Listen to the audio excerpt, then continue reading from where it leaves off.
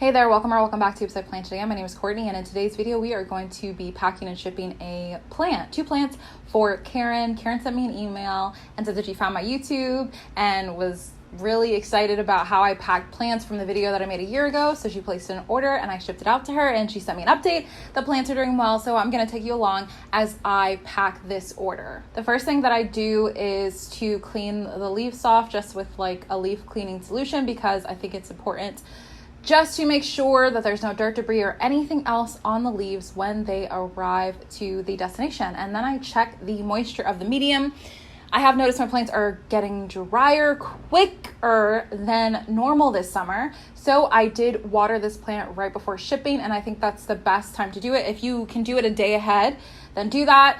If not, the day of is fine. You just need to let it drain for a little bit so that it's not completely drenched when the person receives their plant. Next, I use a paper towel, and I usually cut it into 4, and then I spray the pieces with just water, and then I layer it on top of the medium. So it doesn't really matter what the medium is, whether it's soil, moss, whatever.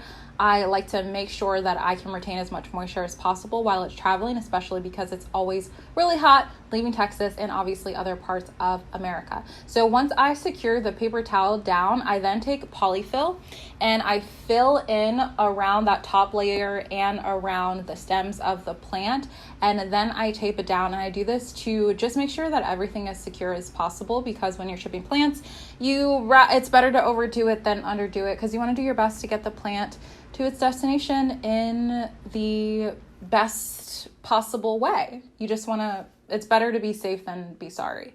So like I said, I tape it down, and I like skinny, like office tape for smaller shipping things. You'll see later I use a really big piece of tape, but just use whatever you have on hand.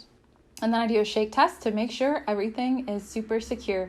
Now I use a newsprint wrap. It's sturdier than obviously a piece of paper, but not super hard like cardboard. It's just what I like to use. I tape down the container to the wrap, and then I proceed to wrap it up, and being really mindful of where the leaves are at and pulling them up so that they're not down, because if they're down they can break while in transit.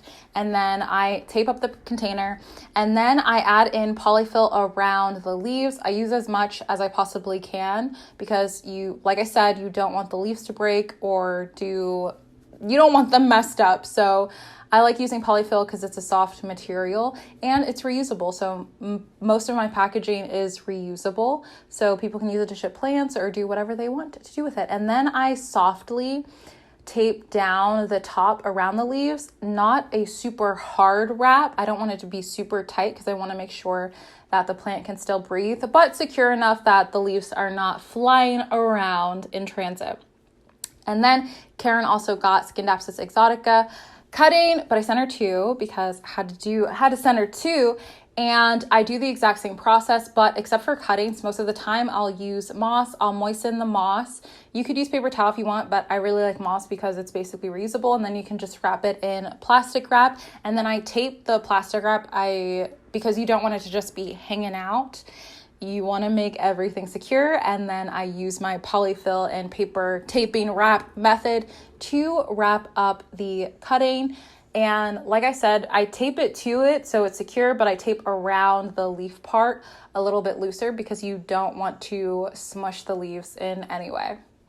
And then I use USPS most of the time. I like priority mail because it comes with, don't quote me on this, but it comes with insured shipping. So basically if something happens, the person can file a claim if anything is messed up. That's why I choose priority mail. And the boxes that you can use for priority mail are free. If you just go to the website, you can order a million sizes of boxes. So that's where I get them for free. So that helps with cost. But I like to put a layer of something soft or something that has a little bit of weight to it, something at the bottom.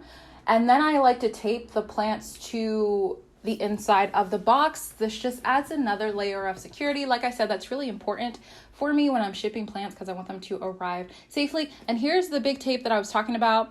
I like using this tape, except I don't have like a tape cutter like machine thing, so it's kind of annoying having to cut it up, but I like this tape the best for when I am shipping plants. And then I do my upside down toss test because we always got to see if it's gonna fall out. And then I have a QR code for my discount code. Go to my website, socials, all of that stuff. I add in more polyfill at the top, and then I secure the box, and then I put my fragile stickers on there. And that's it. Thank you for your order, Karen.